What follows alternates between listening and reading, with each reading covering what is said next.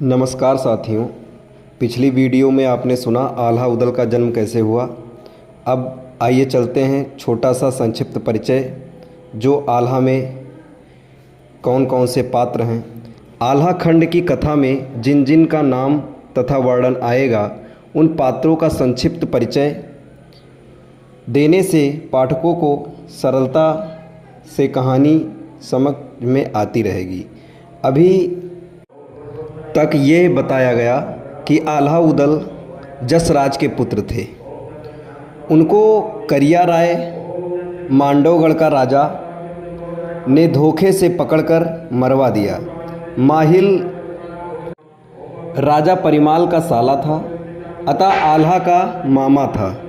माहिल मन का दुष्ट, ईर्ष्यालु तथा चुगलखोर था। उसे महोबा से निकलकर उरई भेज दिया गया था, अतः वह ऊपर से खुश दिखाई देता था, पर अपने बहनोई तथा भांजों से बदला लेने का कोई अवसर चूकता नहीं था।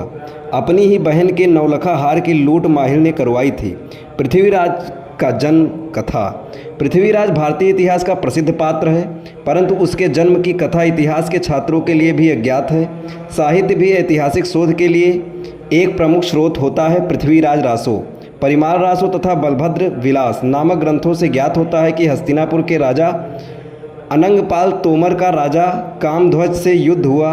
अजमेर के राजा सोमेश्वर ने राजा अनंगपाल की सहायता की।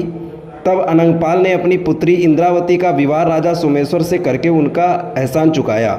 रानी इंद्रावती का एक ही नाम कमला भी था। एक बार इंद्रावती अपने मायके आई, ज्ञात हुआ कि वह गर्भवती हैं। अनंगपाल ने पंडित चंदन लाल जी से गर्भस्थ शिशु का भविष्य जानना चाहा।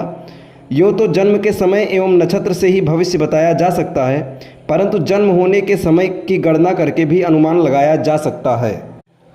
पंडित जी ने बताया कि जातक बहुत बलशाली होगा, प्रतापी राजा बनेगा। आपके हस्तिनापुर का राजा भी यही बनेगा।